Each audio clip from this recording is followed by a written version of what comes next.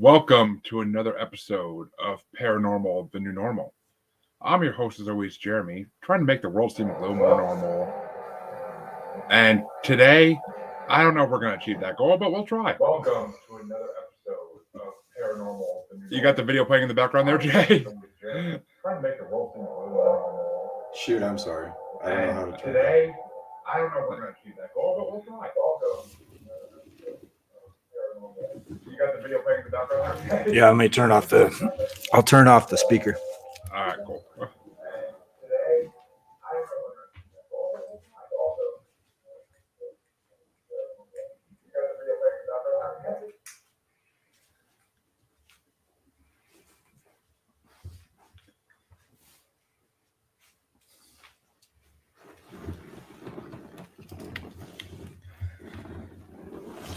Okay, sorry about that.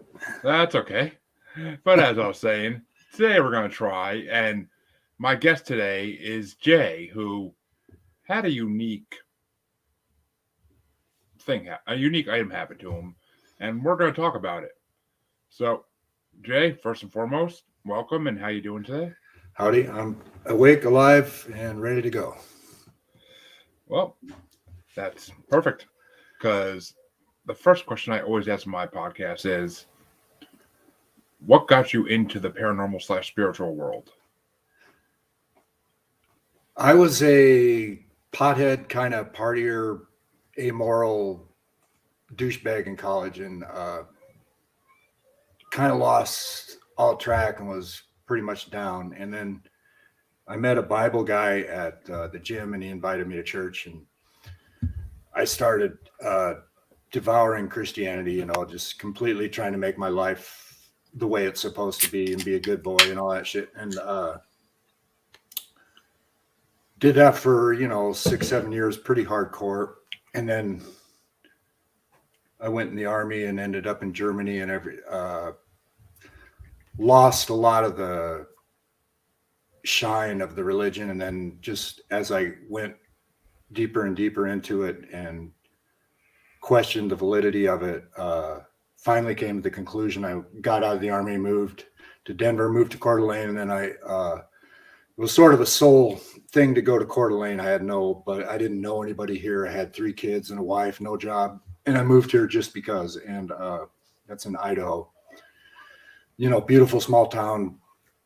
It's kind of idyllic place, and we bought a house on a street with lots of trees. And I remember walking down the street and asking myself kind of final answer. Remember that game show where they're like, final answer? I was like, because I had been mixed about whether I believed it or not, and it just kept making less and less sense. And I thought about the Bible verse where God orders genocide, and I can't remember what book, but anyway, he orders genocide, kill all the women, kill all the children, kill all the animals, kill everybody. I'm like, okay, did God order genocide, or did they make that up as an excuse to kill these people? And I just decided they made it up. And then I said to myself, I don't believe it. Like in a real way, where that was the final answer. There was no back and forth. I don't believe it. And when I did say that to myself, walking down the street, all of a sudden, there was so much mental bullshit going on, trying to fit the world, fit myself into the scriptural type stuff. And all of a sudden that was gone. And all of a sudden I was like, my eyes were wide open. It's like I could see everything. It was my own mind. It was me again, instead of me filtered through all this crap that I was trying to edit myself with. And at that moment I said, I'm going to find something new to replace Christianity, because I was really pissed off about it, Yeah. And I made a motto, because I was in college. I was kind of thinking, as miraculous as everything is, just in its simple being, just in the very, very most rudimentary sense of everything, every speck of creation is like hugely miraculous. It's like, it's unbelievably intelligent, every speck of everything. And so I thought, reality is God, because there can't be anything more unfathomable than reality itself. So I said, reality is God. And then I wanted to be real. And I felt like if we were natural, like a deer or an antelope or, any kind of animal just does what they're going to do, and they don't think about it. They don't have second guesses inside themselves, and they don't edit their behavior through an ego or whatever, so they just are naturally what they are, and they're innocent in that way. And then, so I thought, okay, reality is God. When you pretend or lie, you cease to exist, you die. So your true self is gone. As soon as you pretend anything, or as soon as you lie, as soon as you alter what's real for some end, or for some, moral thing, or whatever reason people alter the way they are to fit something. Anytime you do that, you die. The true you is not there. There's some facsimile of you that isn't really you. And so that was my motto: reality is God. When you pretend or lie, you cease to exist, you die. And then I went online, and I was like completely real. So I blasted Christianity as kind of like the pioneer of LARPing.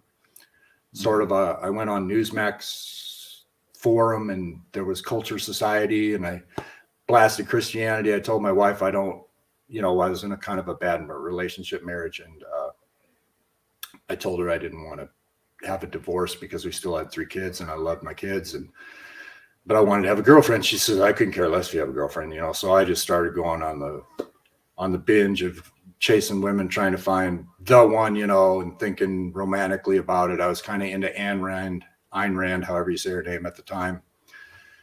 And basically made a fool of myself for my ideal of being real. I would just completely try to be real no matter what, and say whatever, whenever. And anyway, it's a super huge story, so it's going to be hard to kind of condense it. But eventually I started to go down. I told people online, I said, I'm going down. I literally sacrificed myself because I knew I would be unable to function in the world as being real, as being, because everybody has to shade who they really are to get in and fit in. And, so I told them online, watch me fall, I'm going to go down. And so that was my mission, was to really just go so far into the depths somehow. I didn't really know how. Just like, I'm going to go into the depths and find something new, and replace religion.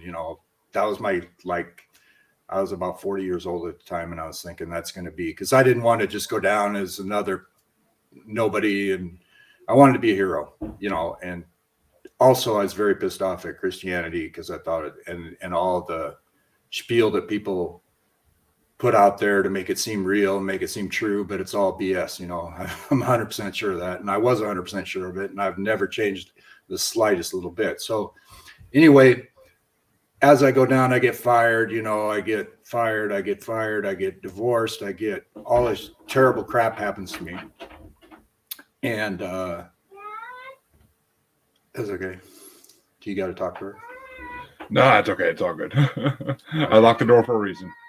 Okay. So anyway, I get in this situation where I'm trying to recover. I go into real estate, from fired at my job, blah, blah, blah. And my dad was a realtor, so I thought I'll go into real estate. And I love Coeur d'Alene. I thought people need to come here. It's a beautiful place, And I was very, very successful right away, but I was still doing my stupid crap with being real. And like, if I got a woman on the phone in the real estate business, I'd be all flirty with her. If her voice made me feel flirty, I would be flirty. I wouldn't not be flirty because I had to be professional or something. I just went for whatever, and ended up in a house with a woman getting caught, but not quite caught.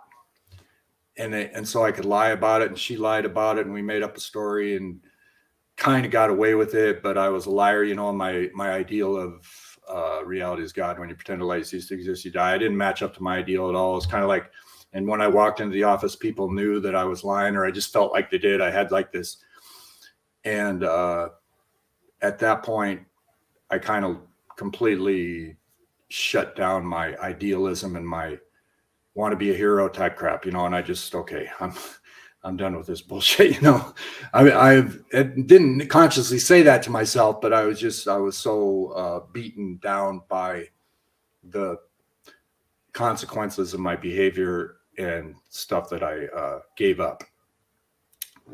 without consciously giving up. You know what I mean? It's like I was just in survival mode. And I met this guy in real estate who was a super genius real estate developer, and we started doing business and hanging out and doing jet ski stuff. He had a place on a lake, and I met this girl that lived on the same lake across from him, and we ended up making super good money on real estate deals that I found. You know, I was like a really good finder. I could find deals that just made people's eyes pop, you know, and boom. So we did $1,006,000 deal and 600,000. And then he used that money to build a man-made lake real estate project that was going to make me a millionaire. I mean, all I had to do was stay in the game and sell this. But in the meantime, he was torturing me, psychosexual mind torture, telling me horrible things. And one of the things he said was, bend over, I'll drive, because I was driving a golf cart.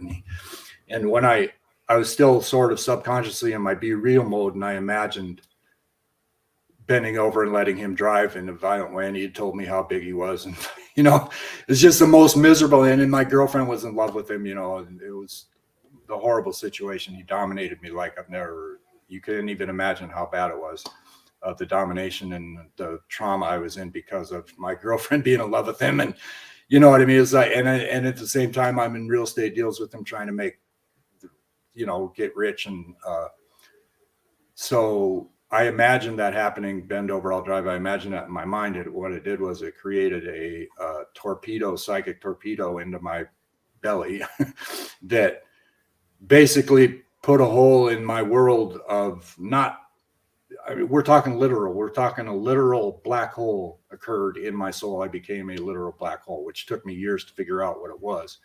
But it was a psychic black hole with strands of, like, I don't know what the fibrous type material. It's electrically fibrous, but it's maybe not physically fibrous. That there's like a point of singularity that goes up into my brain and shit. And this is 2003 this happened, and then it took like 6-8 months for it's kind of like a snow globe, the consciousness going down into the black hole. And after a year or so, I just couldn't function. My eyes were freaking twisted and everything, and the real estate deal was going, and you know, I had to back out of it because I just couldn't maintain anymore. And they ended up screwing me out of the money I was supposed to make by setting up the deal, and I was broke. Had no friends, because when you go about and tell everybody you got a girlfriend, you're married, and your wife doesn't care, and you know, all this shit, people hate you. And you're going against everything most people believe with Christianity. And, you know, I had no support system in place. I had thrown everything away, you know, basically truly sacrificed myself. And so all of a sudden I'm this deranged, I was within a millimeter of being a millionaire. Instead, I'm a deranged beggar with nothing.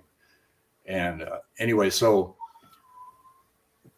long forgotten mission, absolutely, completely vanquished, utterly gone was any notion that I would be a hero and find something new. I mean, I was literally laying on my back 12 hours a day, unable to do anything, and twisted, deranged crap. People would see me at coffee shops and stuff, or wherever I would go, and look at me like that. You know, that guy's evil. That guy's evil. You know, it's just automatic. Like there's something seriously wrong with that guy. But I got tortured. It wasn't me that was bad. It was the torturer that was bad. And so I checked out a book at the library called The Way of the Wizard by Deepak Chopra, and it talked about the heart and the mirror image not being the real you. Like there was the character in the book was one of those English folklore guys. Anyway, Merlin. Yeah. Merlin. Yeah. And so Merlin's telling his little student guy, you know, you're innocent because you don't think about what you look like, basically, you know, because he wouldn't wash his face. He'd like go days without washing his face and had no idea what he looked like. He says, that's your innocence. And, you know, anyway, it's talking about the heart and the cave of the truth. Cave of the heart is the home of truth and all this stuff. And I was just reading it. This is a pretty small book, you know, with like little snippets of wisdom and stuff, with little tiny illustrated stories. But well, like I said, I used to be kind of more into myself than I should be, looking in the mirror and stuff, kind of hanging out, kind of wanting to be a model type, poser type guy, you know. So I go to the mirror and I look like this wretched old man, not old necessarily, but, you know, just wretched person looking in the mirror. It's like I'm looking at this wretched person, and I look at my heart in the mirror. I'm like looking at a mirror, and I like look at my heart, and then I close my eyes and I kind of somehow find my way into my heart where I feel my inner child, or, you know, I recognize myself from second grade when I was a teacher's pet. It was like this special me that the teacher loved, that I was this guy that could add numbers instantaneously on the chalkboard and stuff. And she had me correct the papers of all the, you know what I mean? It was like this special relationship I had with this special teacher. And I felt that same person inside my heart somehow. I can't describe how I did it, but I went down, I searched in my soul, and I was in my heart, and I felt the inner child me. And I said, this is me with my eyes closed, instead of that's me in the mirror. So this is me instead of that. And, you know, I was traumatized. So there was like a huge amount of like this massive, horrible energy in my body. And that kind of went, it kind of started going, and then there was like this indescribable, I mean, total freaking light in my consciousness, my awareness, my brain, whatever. And the words, this is going to change the world, were in my mind without me thinking them. It was just like, this is going to change the world. I mean, that's absolutely, positively, factually, as certain as any human being could be of anything. This is going to change the world. And then look your heart in the mirror was the words that popped into my head. Is like, look your heart in the mirror. Because you say, people normally say, look yourself in the mirror. You know, it's like, it's bullshit. You can't see yourself. Yourself is totally ephemeral. You can't see it. It's a beingness, you know, that's yourself. And the true self is in the heart.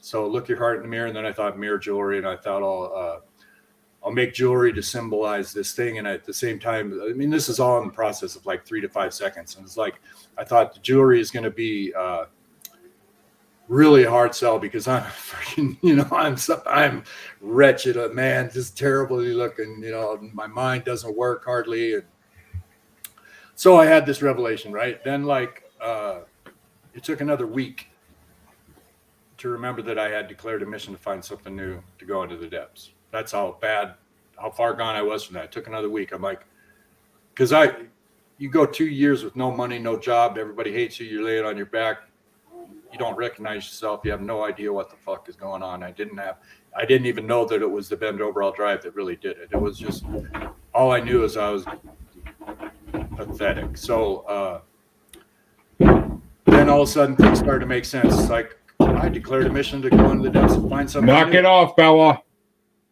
Sorry. So, you know, it's like, holy crap. And I tell my kids, oh my God, I'm going to be famous, you guys. I'm going to be famous. I look, you know, it's going to be looking. And then my kids got tired of it eventually, you know, but they were kind of excited about it at first. And I drew a nice picture of a heart in the mirror accidentally. You know, it was like, I drew a picture from my intuitive side or whatever that turned out to be a heart in a mirror, like a smiling physical heart. It was a cute little picture for kids. And then 6 months later, you know, I don't know, 3, 4, 5 months later, I looked at this painting that I did in Monterey. I was in the Army as a linguist, and I studied Russian, and I just wanted to paint my ideal world, right? So I just kind of, not as a painter, not as an artist, just I'm going to paint my ideal world and do the best I can. And I painted this building and a lake, and these spirits running around doing kind of weird dances. And I was weird dancing in the clubs, you know, and the building that I painted looks exactly like the Coeur d'Alene Resort, and the lake is right there, just like the Coeur d'Alene Resort. And the sidewalks out front where the spirits are dancing looks like the Coeur d'Alene. It's like I painted Coeur d'Alene 20, 15, whatever years before I ever saw it and knew of it. And so I'm like, holy crap, I painted this town. And then Coeur is Coeur d'Alene. Coeur means heart. And it was like, all of a sudden I was like, holy, this is amazing, amazing. And I haven't even begun to tell how amazing it is, right? This is just like okay, we're going to give you like a few breadcrumbs on the way. The intro. It's yeah. So okay. Now we're getting rolling. We're getting rolling, right? So, what's the first thing that happened? The first thing that happened is I made jewelry out of clay, like a ton of them, right? And I got this feeling in my hands of what would convey the message the best, or, you know, clay around a mirror and hang it. And then I had a jeweler who told me she would do one for me, like for silver, like to make a Yeah. mold out of. And I couldn't decide what shape because I had all these shapes. I was like, I couldn't decide. So I'm walking to her office and I see the rounded triangle with a circle in the middle of it's like the Department of Interior sign on a playground or something. I'm like, holy crap, that's this. It was just like, boom, that's the shape, because it had everything that you know what I mean? It's like, that's the shape. And so I go and I tell her, make that shape. And she's like, okay, okay. But then she turned it upside down. She turned it like this because she thought it was Masonic like this, right? So she turned it upside down, but it was beautiful. So I send a prospectus to Starbucks to sell Look Your Heart in the Mirror jewelry in Starbucks, right? And that was a big day for me. It's like, I'm putting this package together. Got it. It's hard for people to they take one segment of it and kind of focus on it, but this whole thing is like it's a woven tapestry. You can't, everything's connected together, right? I was deranged, madman, broke, on the brink of death. My landlord, who happens to live in Rescue, California, invested in Look Your Heart in the Mirror and kept me alive. Basically, let me live in the house for free, or barely any rent or kicked in, or you know what I mean. Just and then he'd push a little money here and there. But so on the day that I made the prospectus to send to Starbucks, I come home exactly from sending it. Right, I'm on my bike. I drive a little bicycle. I'm like a monk, and it has a little basket on the front. And so I come home from FedEx. I think I sent the prospectus from, and open my mailbox. I mean, mail came 2 or 3 o'clock every day. It was 2 or 3 o'clock. It hadn't been in my mailbox more than an hour. Impossible. So I like pull out the Rolling Stone magazine, right? And here's, put it in my bike basket. I'm going to go celebrate that I sent my prospectus to Starbucks, right? Yep. And the first place I go, or I kind of don't know where to go. I don't know where I'm going, but it's intuitive. Pizza Hut, because I like the salad bar. It's like Pizza Hut salad bar. I'm going to really, because I'd been living on nothing, like I had nothing. I was living on nothing, but I'm like, I'm going to go to Pizza Hut and have the salad bar. So I sit down at Pizza Hut and I've got the Rolling Stone magazine and I open it up. The first page I opened to is a story called Kid Cannabis, which is about pot smugglers who were in Canada.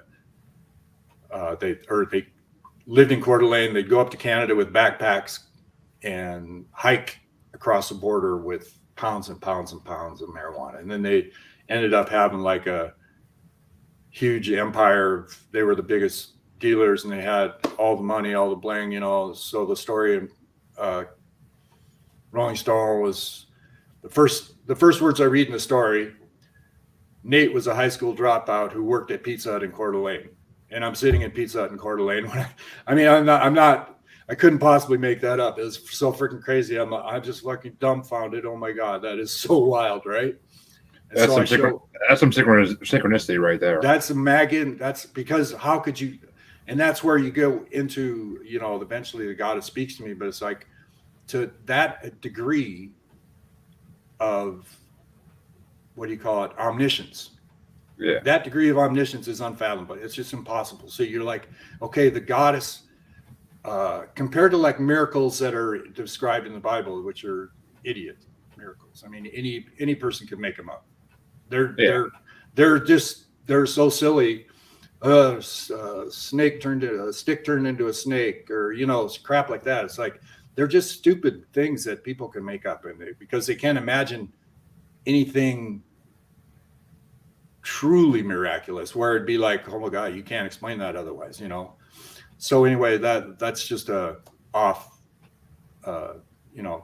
side note that the miracles in the Bible are stupid compared to this is a freaking miracle beyond imagination that you could not possibly have orchestrated that or made it up or anything. It's like, okay, but this is real and it isn't even over yet. So I open up the next thing in the Rolling Stone magazine is Paul McCartney on a bike that looks about like mine. I'm like, that's kind of freaking cool, because he's in this spread where he's riding this humble bicycle, right? And he got boom, boom, boom, Paul McCartney. He's totally featured, and I'm like, and it looks like mine, and I'm like, that's freaking, because I had understand this bicycle was just a junk bike. It's just a junk bike, but Paul McCartney's look about the same, you know. That's kind of cool. So I go home and I'm thinking about this, and I call my landlord. I don't remember. I think it must have been like a week later, because I didn't talk to my landlord every day, and it was just like probably took me a while to freaking digest this and everything. But I'm talking to my landlord about it soon after, and I say the stuff about the kid cannabis and lived in Court, or worked at Pizza Hut, and I'm sitting at Pizza Hut, and then I tell him the next story I open to is Paul McCartney on a bike that looks like mine. And he says, I got tickets to see Paul McCartney in 3 nights. So, and I had sent him a pendant, right? So he has a pendant in his mailbox. He's got tickets to see Paul McCartney in 3 nights. I'm like, holy shit, give the pendant to Paul McCartney, give it to security, do something, give that pendant to Paul McCartney, put a little note on it, just see what happens. Who knows? And that ended up being absolutely nothing. I don't know. Paul McCartney ever probably got it, probably not.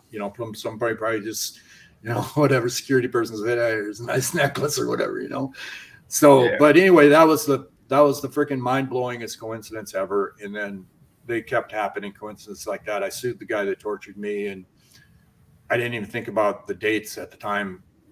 Particularly, I filed the suit on December 7th, which was my older brother's birthday, and it's Pearl Harbor Day. And my older brother was kind of black sheep, did crappy shit to me, and made me feel really bad at times, and just kind of a nemesis type brother type guy. And so December, and I didn't think about, it's December 7th. It was months later where I realized I filed the suit on December 7th, because the other dates started getting kind of crazy, so they deposed me on Valentine's Day, right? So I remember thinking, okay, because I was waiting for them to depose me. And I'm pro se, I don't have a lawyer, I have no idea what's going on, but I'm like, they're telling me the secretary was my friend, the secretary of the lawyer was my friend. So she's like, just kind of telling me, we're just getting our ducks in a row, we're going to depose you.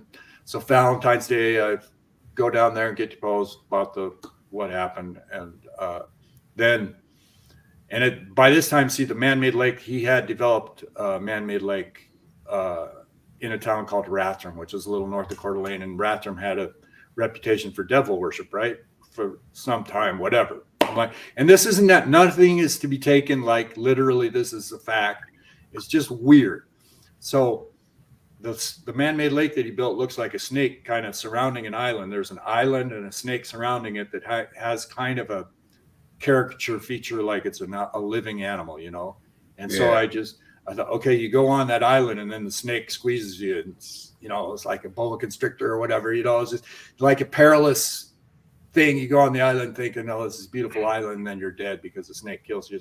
It kind of looks like it could be like that, right? So I wrote to all the real estate companies in town, beware of selling lots on this island. There's freaking weird demonic kind of crap going on, there could be a psychologically impacted property. I literally sent to the newspaper and all this crap, but nobody did anything. I was just a crazy son of a bitch. Didn't know what he's talking about, So, of course.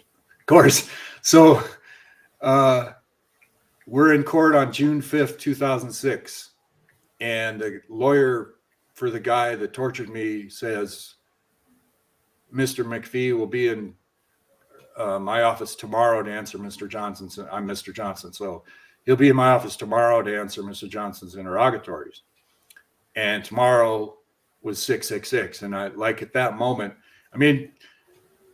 stuff at this time, it's hard. A lot of this is really personal. And so it's hard to people take their scrutinizing, view of everything, but this is really personal. And I had been thrown out of places, slandered as a sex offender, pedophile, rapist, stalker, all these things because of my eyes and the way I would look at people. So people start talking, and I couldn't go anywhere really without people believing things about me, or, it felt like that. It was definitely, I would definitely get thrown out. I'd get people slapping me, hitting me. I was probably the most ostracized person ever. It felt like that. So all of a sudden there's this thing in court where, I was deposed on Valentine's Day. Then the 666 thing, as soon as that happened, I'm like, okay, I'm the good guy. I got this. I'm the good guy. It's official.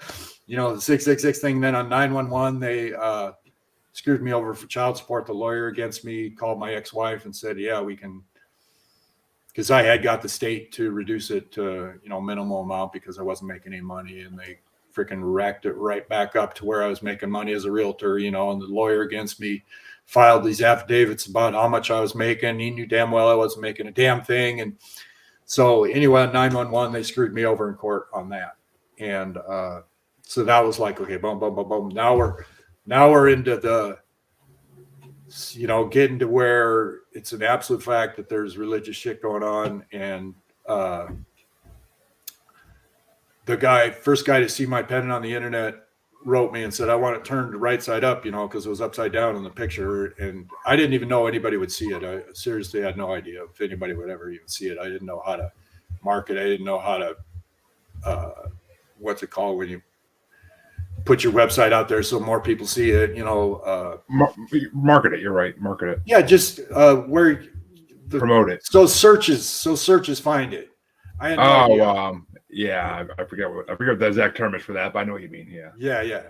So I had nothing, and I didn't know anybody saw it. And then this guy emails me from New York, and he's like, "I like your pendant, but I want it turned the other way." And I'm like, "That's the way I designed it, So okay, so I called the actual physical jeweler guy who cast the pendant, and I said, "Can you turn it the other way?" He says, "Yes." So, but he had to make a new mold. He had to it was a little bit oblong, and he had to do some work on it. And by the time he did a new mold, it was shrunk. So the mirrors I had didn't fit, right? So then I had to order new mirrors from a place, custom. So that was like big money. And it was like big money for me.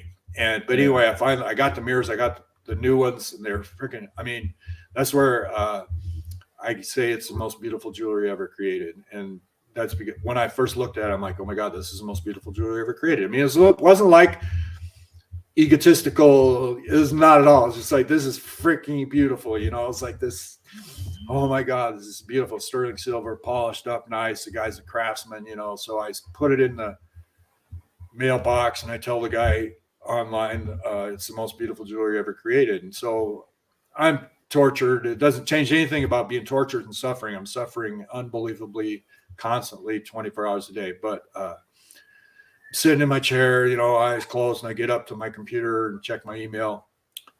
And there's a letter from the guy. He says that receipts of pendants, they really are beautiful. When I put one of them on, I felt this surge of power. It was an indescribable experience. I can't say what happened as soon as I put it on, So here I am, like, now we're totally into the realm of that is freaking amazing. But I had no idea I couldn't put there's nothing to attach it to. It's just all this freaking miraculous stuff keeps happening, and I had nothing to attach it to, nothing.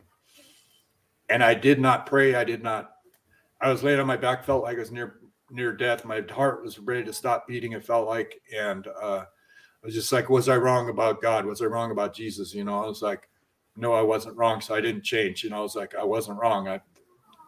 This has nothing to do with punishing me for not believing in Jesus or some shit, So then my kids came over with the DVD for Lost, the television show. Yeah. For the first season. And so I started, as soon as I damn near immediately, I knew it was a spiritual show. I was like, this show is about spirituality. So I got really into it. They brought over the second season. I got the first two seasons, and then I think it was on Netflix or something. I watched more seasons up to season 5. It was on season 5 about halfway through when I started watching live. And I got on a forum, lost.com, to talk about it. And I told people goddess spoke to me. Or no, the goddess hadn't spoke to me yet, right? So I'm on the forum, and I named myself New Age Messiah because you have to name yourself something. It's like, okay, I'm New Age Messiah because this crap is miraculous. And at the time, I was still referring to it as God. God. I found a blog that I wrote before the goddess spoke to me. I just called it God. I didn't have any. There was no. In fact, I thought the idea of a goddess was ridiculous. That's ridiculous. Why would that Green Day song? tell me all your thoughts on God because I'd really like to meet her. But to me, that was repulsive. It was like, what the hell? That's bullshit. So there's not the slightest idea of Egyptian, of goddess, of anything, right? None. But in Lost, there was Egyptian stuff going on. But anyway, they started to make fun of me a little bit, but they thought it was kind of curious, the New Age Messiah, whatever, look your heart in the mirror stuff. And so I became very popular on the Lost Forum, or, as most of the conversation was driven by me because I was just more crazy than everybody else. And I said, shit, you know what I mean? It's like, so during this time, okay, I go to the coffee shop. I'm going to the coffee shop every day at this time, right? During this period, I go down to downtown coffee shop, not Starbucks. It used to be Starbucks, but they threw me out. Stop! Yep. Stop! I need your help. Okay. I need your help in this one game. Can you play Craig the Universe with me? No, it's all good. You can they're talking to each other in the background. Yeah, no problem. Okay, so Shut the door, both of you. I love kids, so I don't even. My kids. Oh, you got a girl. I'll send you a little necklace. Here, let me show you. I got. See if can she see the computer? Yeah. Hey Bella, he wants to show you something. What? He wants to show you something. Look. You see that? Yeah, she sees it. So I got necklaces. Yeah, look at that, pretty necklaces and bracelets. The bracelet you can't see. Oh, yeah, there. See. So yeah, I got little kids jewelry is a silicone rubber now. It's you. It's getting pretty. For me. It's getting pretty advanced. Anyway, so Here. Lost. Yeah, Lost. So we got lost there. So all of a sudden, like I go downtown. I've been going to the coffee shop every day as my little ritual thing. And I go to the coffee shop and the gym. That's pretty much all I could do. I was in shape, thinking I was going to be a hero at this time. I'm like, I need to be buff. I need to be, because I'm going to take on the world, and I'm going to win this lawsuit, and the whole world's going to take notice and acknowledge me and all this. So I'm still in the hero mode. But anyway, I go down there and talk to the guy who's a intellectual scholar type, and we're talking about Lost, and he says the Egyptians were the first. He says the Egyptians were the first major civilization to go away from worshiping the goddess. Yeah. And when he said goddess, there was like a twinkling, because I felt like I was in a womb, and the black hole thing that I was going through, I felt like I was in a womb. And when he said goddess, I had this little twinkling in my heart, because I remember, like, in junior high or early high school, there was a history class, and there was a history of religions, and I remember seeing this bird goddess. I know what you're talking about. I just can't. There's a bird goddess, and I remember the warm feeling having at that point, but that's all I had. It was like a 5-second warm feeling thinking about this bird goddess, right? Putting its wings around you or something, So anyway, I go home from that, and I think within a day or two, I'm laying on my back. I have rented the rooms in my house to a couple of hooligans, trying to. It wasn't my house; it was my landlord's house, but he was letting me rent the rooms to help with the money, and they were making noise in the kitchen. It was just, guys you would never have anything to do with, but they're paying the rent, or So I'm like, well, I'm so miserable. Why am I living in this? And I laid down, and I'm laying on my back, like in misery, thinking, what the hell? And then that's when she spoke to me, and just out of the clear blue, complete silence, but it came from within. It wasn't like from without. It was within my soul, but it was a woman's voice in plain English. I'm very angry. Tefnut cooking, I'm not. Here's what I absolutely positively heard was Tef cooking, and I couldn't, because the second syllable made no sense to me. So I'm like, I didn't know what she said, but it was Tef something cooking. So I immediately thought I had a scratched up Teflon pan. I'm thinking, is she pissed off because I'm cooking in my scratched up Teflon pan and I'm eating the poison, or it's like, why is she mad? And then, or why is whoever mad? I didn't even think who, I had no idea then. So like a day or two later, I'm like, finally, it's like, okay, that was a goddess.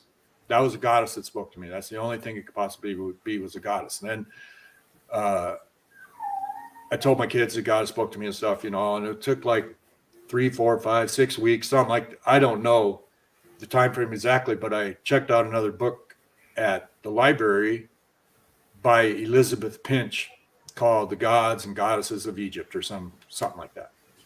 So I'm going through the book, and remember, and also during that time I realized the missing word was her name.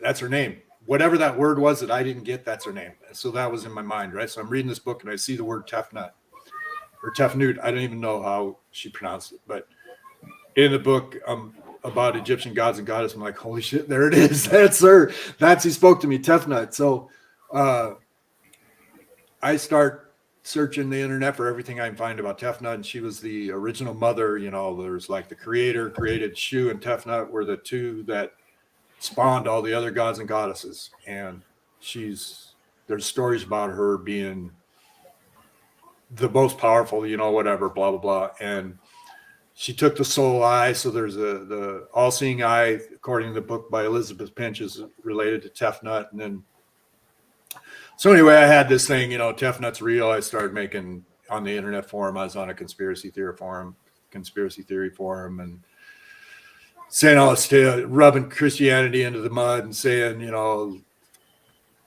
Christianity is over, blah, blah, blah. All this, basically announcing that I'm the New Age Messiah, and Tefnut is pissed off. She's angry, she's cooking. And then as I studied more about Tefnut, I came across this thing that her name was changed to Mot in coffin texts, which is like the Egyptian scrolls or whatever, So somewhere in the coffin text it says that Atum changed Tefnut's name to Mot. And what's weird is that when I told the guy that ordered the pennant that had the experience about my story, he said that's Mot. And this is going back a year or something, that's Mot. And then all of a sudden I realized, okay, Tefnut is Mot, so Mot rules all the gods and goddesses, and she's a big deal. The pharaohs had to do her will and everything. So I'm not going to say this for an absolute fact, but Mot is Tefnut, I think. And then this wisdom keeper guy from Egypt was talking to Stephen Mailer, who's a scholar, and says the Sphinx is Tefnut because, according to Egyptian wisdom keeper, the Sphinx is Tefnut, right? So this is another thing as I find out things, this is going on time, whatever, a year later or something like that. So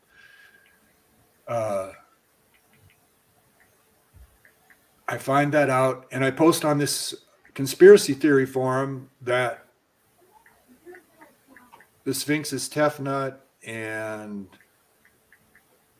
there's a story about the Sphinx talking to a guy saying he's going to make him pharaoh if he gets the sand off the bottom of the Sphinx, right? There was supposedly in this story, there was a ton of, it's a story. I'm not saying it's true, but there's a story that Tefnut, the Sphinx spoke to a guy and said, get the sand off of me and I'll make you pharaoh. And he did, and she did. And the guy became pharaoh, right? So I found this story and I posted it on the conspiracy theory forum that this story happened. It just not like as anything, just a matter of fact, this is a story about the Sphinx because the Sphinx is Tefnut. Tefnut speaks to me, so this is kind of wild, right? And then the next day in the news, and I'm not exaggerating, the time frame was so tight. There's a story in the news about they uncovered a statue of this pharaoh that the Sphinx supposedly talked to. This is like the next day. There's a story in the news, right? So I post that story under the same thread, I think. It's like, look at this shit. I told you guys, whatever. I'm going to be the next pharaoh. Or, I was kind of I'm just trying to decide what the hell is going on. I say I'm a New Age Messiah, all this shit, I'm not, don't even know what that means, except that's what I named myself, and all this shit is happening to make it true. I named that self, and then the God spoke to me. And then these, bizarre. So I only named myself that because I sacrificed myself. I found something new. It's like, and there was miracles, and it was obviously religious. So what am I? I'm the New Age Messiah. Whatever. So I end up being the only person in the world to solve Lost. Like I found the hidden meaning of it in the airline names and flight numbers, which signify religion versus spiritual, and the religion was the evil that was needs to be brought up. If religion gets into the world will end basically, and we need to be spiritual, not religious. Is the message of the show. As the fact that I solved Lost is indisputable if you look at it from a perspective of things that happened in the finale, and especially like the last, part of season 5, but mostly season 6. It was just like a sledgehammer. All the things that I said that the show is talking about happened or were completely blatantly illustrated. Like I said, Oceanic 815 was the good airline, and 815 8/5 was the golden ratio, 8/5 instead of 815. It was 8/5 was 8/5 the golden ratio, and then Oceanic was the oceanic consciousness, or like where you are one, where the world is one. Reality is unified or whatever. You don't feel any separation between yourself and anything else. You're just everything's all one thing.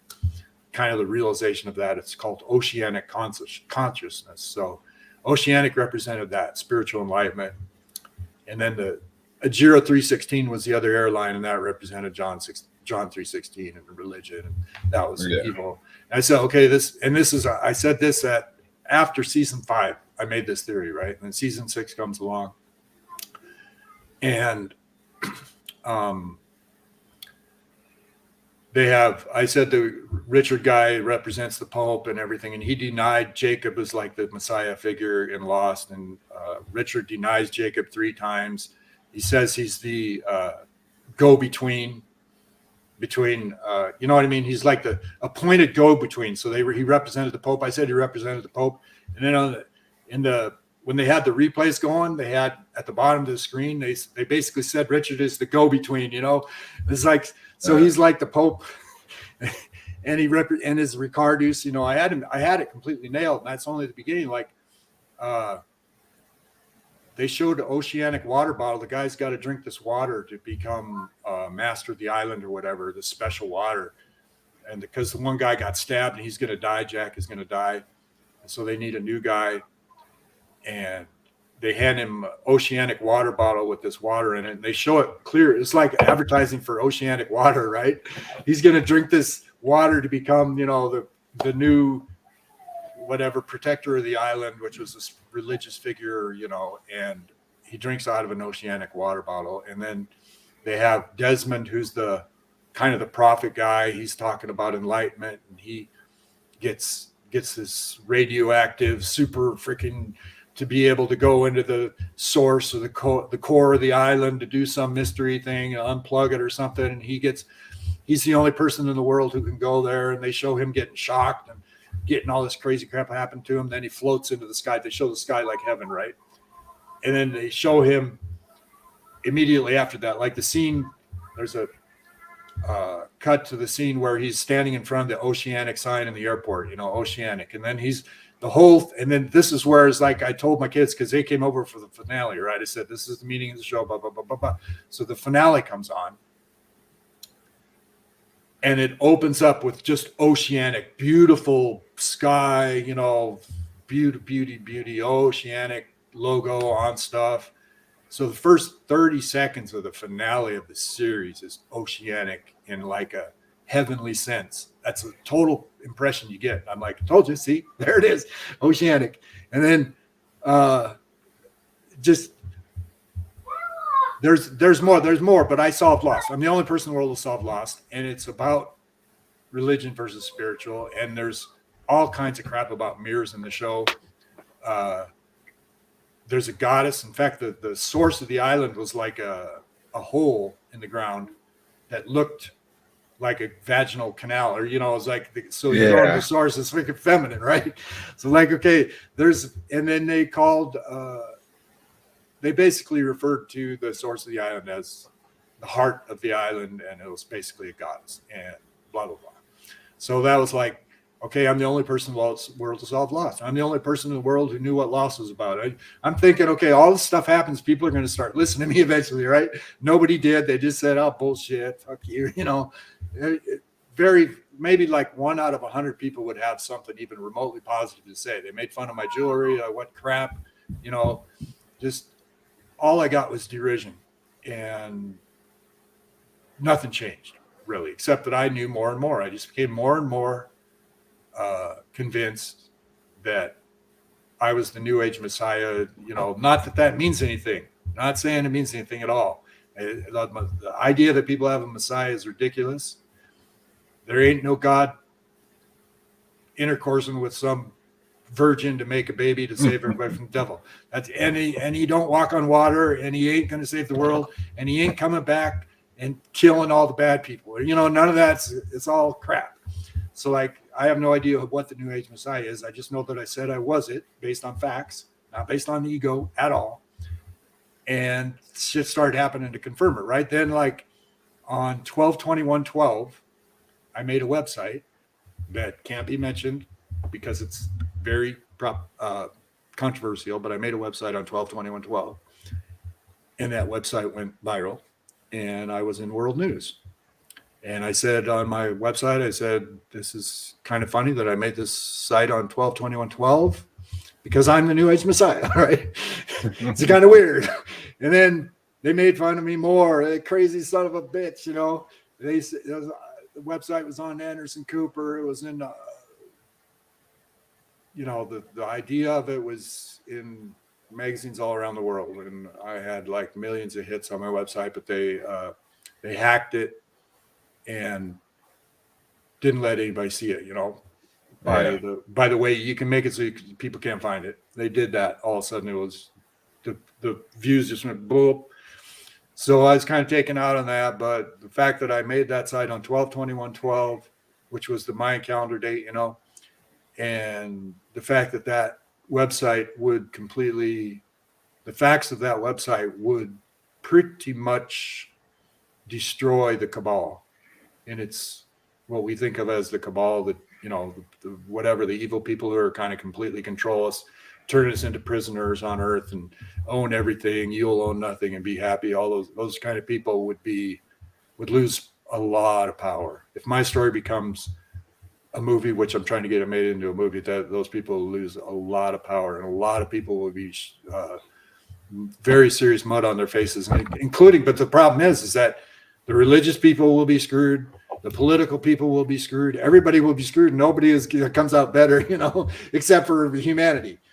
But they have to release a lot of the crap that they hold true. So that's pretty much, I can't think of anything that's radical to add to the story. But so the mirror jewelry, shine a light. There's a few things there that are worth mentioning. The look your heart in the mirror is LYHITM. So that's like Lightem. They put my company in the yellow pages as a lighting store.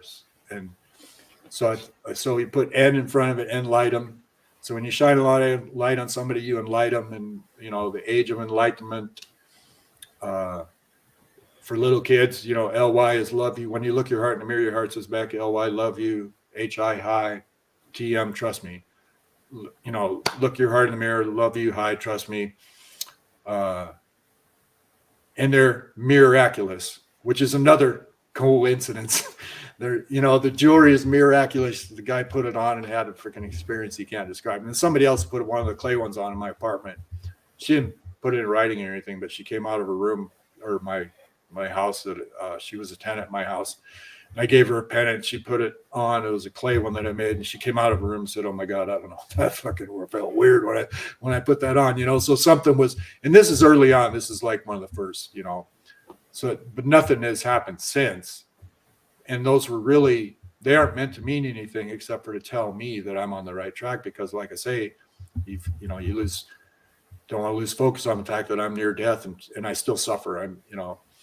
There will come a, there's still this black hole thing, is a massive amount of negative energy, whatever you want to say, that's about to flush. It's like I can just feel it as any second. I'm thinking, okay, it's going to be any second. And any second I'm going to be able to, because I was very I was very good with words, and I could I could create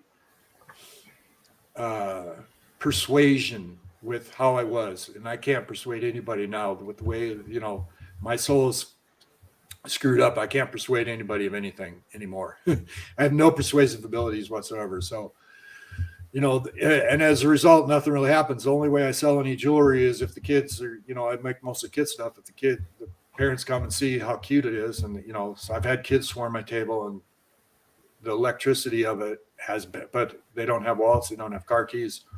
You know what I mean?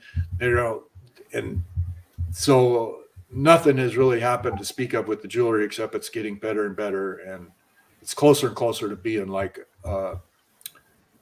marketable, like in Walmart, you know, quality, type thing. So what else? That's the story, I guess. You know, I lost the lawsuit.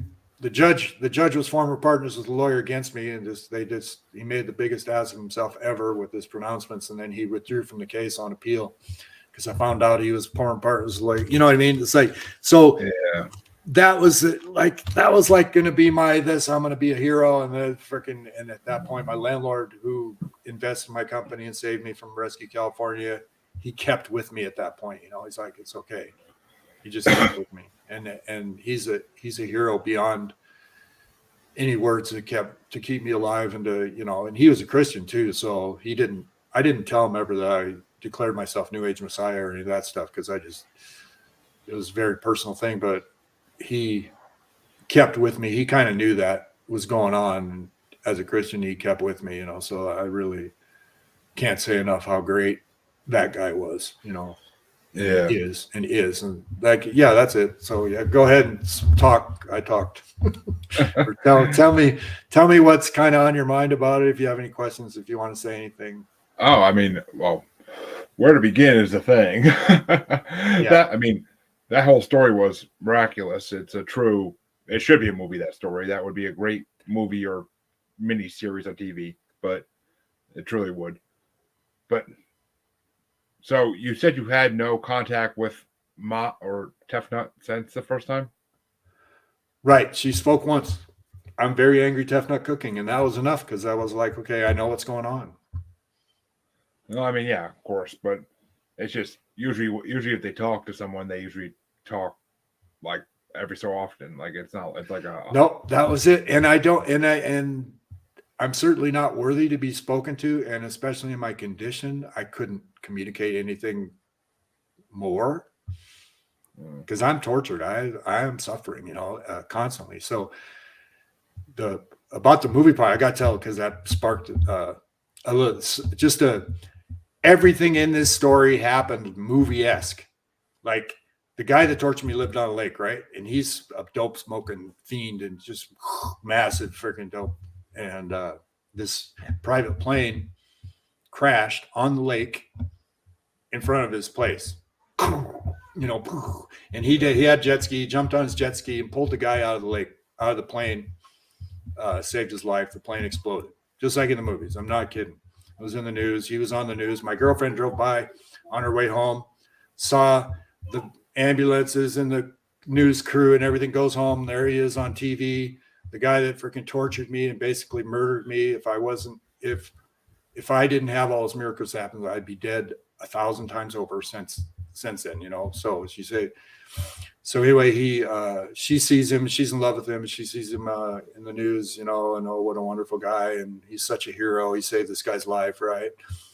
And what's weird, and added to that this is a movie type thing, right? And I'm laying on my back. I find out that he saved a guy's life. I'm laying on my back, barely able to answer my phone. Mike just saved the guy's life, you know. He just pulled the guy from the plane, you know. I'm like, oh God, no. And because they just made him more of a dream guy for my girlfriend, you know. He just more of a, he just is just beyond it. But then I didn't realize this immediately. It took like a while, because I was listening to Radiohead on repeat. I mean, I had I had a 5 CD thing, Radiohead. And so I was listening to Radiohead all the time. And there's a song called Lucky where they say, "Pull me out of the air crash, pull me out of the lake." It's freaking crazy, but I'm listening to that song, I'm like, is that really what they said in that freaking song, right? So it's like, okay. And I mean, Radiohead is real, literally, if you're into Radiohead and the way they sing and the way the feelings that I mean, the vulnerability that's in that, and just it's very close to synchronizes with my story very, very closely. It's like a same thing. I mean, what was it?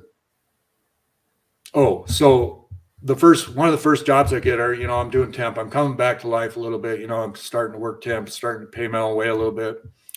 And there's an ad in the paper for a porta potty company, right? They need somebody. The guy just quit. The guy to clean up them toilets, and the guy doesn't want to do it himself, so he's hired somebody. So I go over there and start driving a porta potty truck. And one of the first places I go is this man-made lake that I freaking set up to build.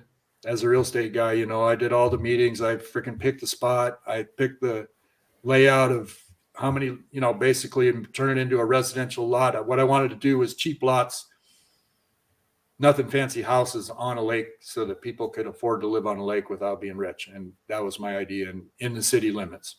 So there's this man-made lake in the city limits. I've never seen it. I set it up. I should be a millionaire because of it. But luckily they went broke because the market went right when they got it built. I mean, the market was like on fire. And then as soon as they got it built, the market completely crashed. So it was like, there you go, guys. They lost all their money. But the first time I go on that man-made lake project, I'm in a freaking porta potty truck cleaning toilets.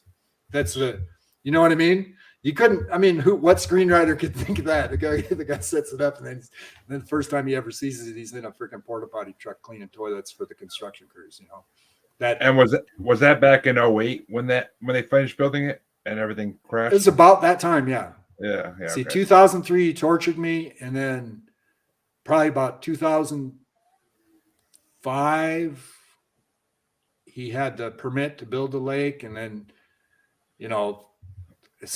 that's about the time frame. But the market completely crashed at the very time they were ready to start selling the lots and the houses. It's freaking. That's just justice. That's justice. Oh man, it really was. Even though I didn't win the case, I'm like, okay, great. That's freaking. But not to take anything away from the guy's talent. I mean, he's a freaking brain genius, amazing guy that everybody has this affinity for as soon as they start talking to him. It's like, wow, this is a guy. And even pet animals would be like that too. I mean, they say the devil comes in many forms, and I'm telling you, he attracts everybody to him. It is weird. He's the most magnetic guy and just easy going. He wore a jacket with the word love on it. Just, you know what I mean? Just that extreme and I was telling this guy, I was in a bar drinking with this guy who was kind of sort of interested, but he's an idiot. But anyway, I was telling about this guy and the 666 thing and all this stuff. And then the guy that tortured me walks into the bar. I said, there he is right there. And he's like, oh my God, he looks like the fucking devil. This is like that. Freaking day, man. It's freaking weird. Yeah, but nothing spectacular for me or, about my situation has happened to further that. What I'm thinking is, because when this trauma flushes, what I'm hoping is that I'll have some special power or some ability but really what I thought from the beginning, like within 6 months or something, looking at heart in the mirror and stuff happening, I thought all I have to be is normal.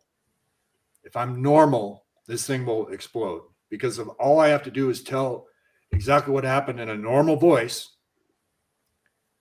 and it'll freaking blow people's minds. And I can't be, what I always say, I can't be discredited. You can't discredit me. I've got all the freaking documentation. All this shit really happened.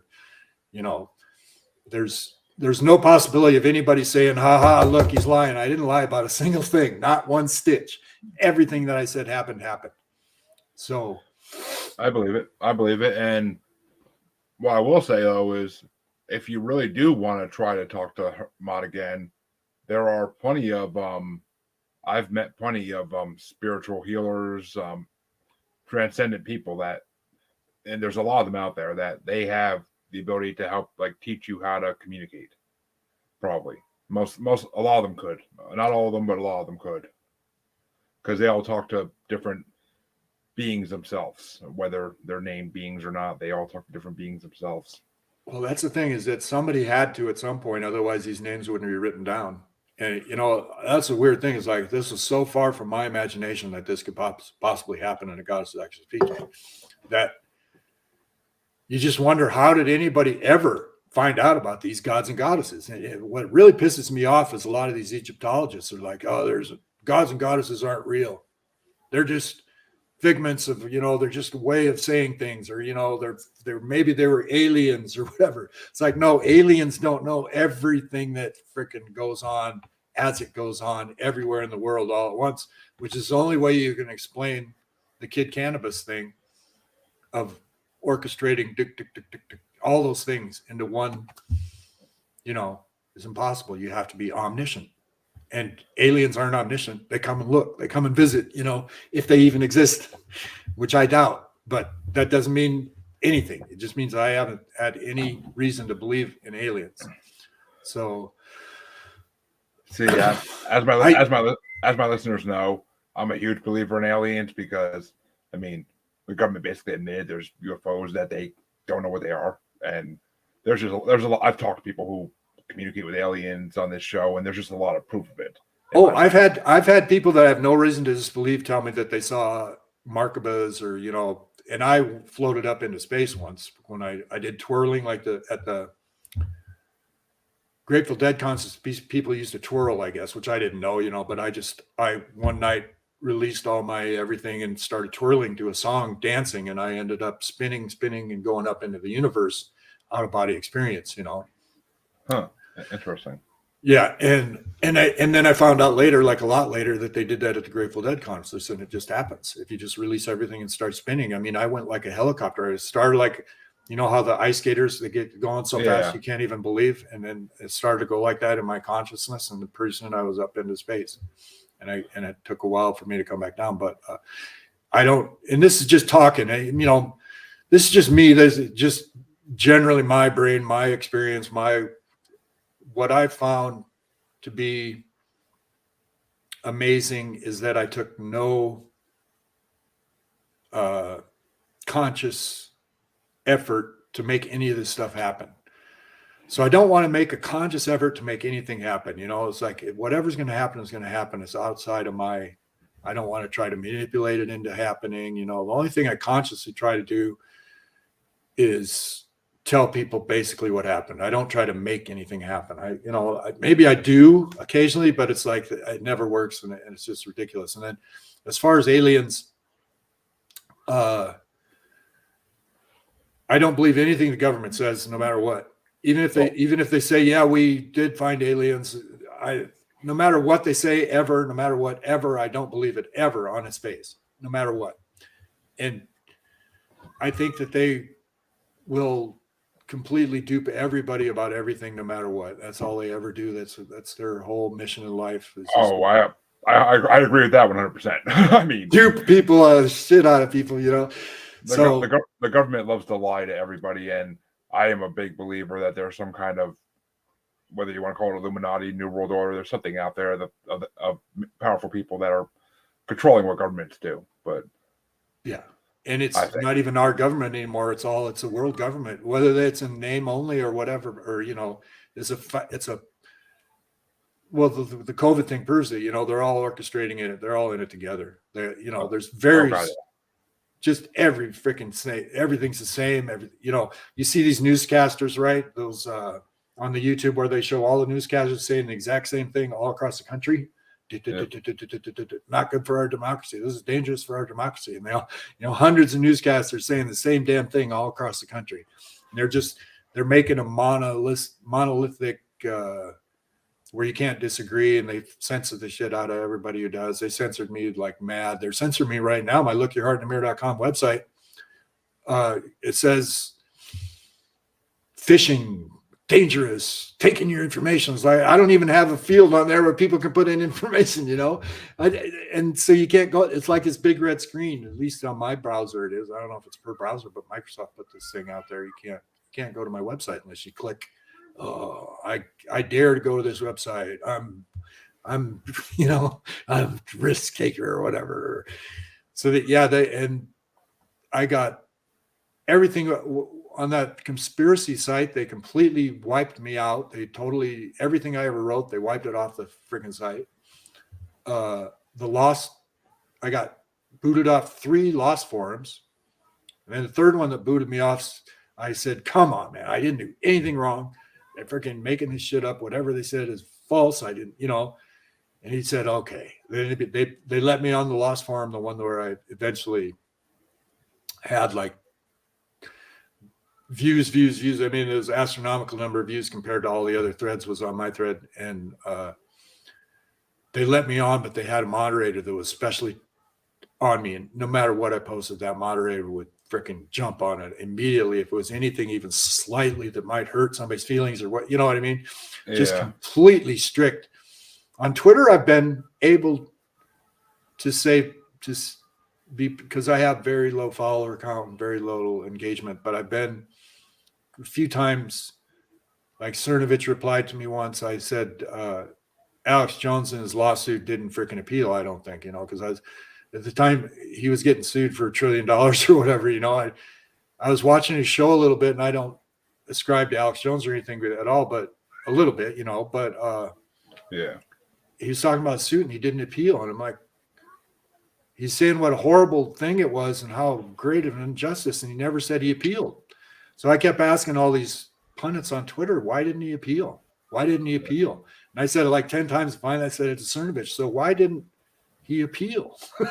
I asked again, and Cernovich replied to me. So things like that will happen. I'll get like massive amount of engagement when big names have replied to me. I caused not that my existence is entirely political, but I do think the Democrat Party is just disgusting people for the most part, at least the ones in charge. And I had this meme that was Democrats and demon rats. That's what libs are made of, because I'm more of a conservative, whatever. But I posted that to Judge Janine, right? And somebody might have said demon rats before me, but it was original to me. I thought of it on my own, demon rats. Because all you got to do is take the C and turn it 90 degrees, and it's at the end, demon rats. And I posted that to Judge Janine. I said, whatever, posted a couple times. She went on her show and said, demon rats, that's what they are, demon rats. She said it twice on her show, So I get, there's inklings or beginnings of being influential, where it is probably going to happen, but what happens with the story, I don't know. I really appreciate the time to come on here and talk about it, because I haven't had any podcaster invite me on. I haven't had any interest beyond casual sort of, and then within 10 seconds they're gone, because people take the isolated events. Like I say, if I say the Kid Cannabis story, they're like, that's a coincidence, but they don't realize that this, like I say, a tapestry, and that's what had lost was a tapestry. As soon as I saw, whenever people have stories about synchronicity, you have to listen to the whole story. You can't just listen to like pieces of it. You have to hear the whole story, and then it all comes together at the end, kind of like that. This happened here. Like it happened too many times to be coincidental. But I do want to thank you for coming on, Jay. It's been an honor talking to you, and it's been. Your story is amazing, and I can't wait to get this out next month. Well, actually, it'll be beginning of March probably, but I don't know. I'm a little behind with uploading right now, but I got episodes going to February, so I'm not too concerned about it. But thank you for coming on. Where can people find your jewelry? Heartmirrors.com. Heartmirrors.com. So it's not a mirror of you; it's a mirror of your heart. Yep.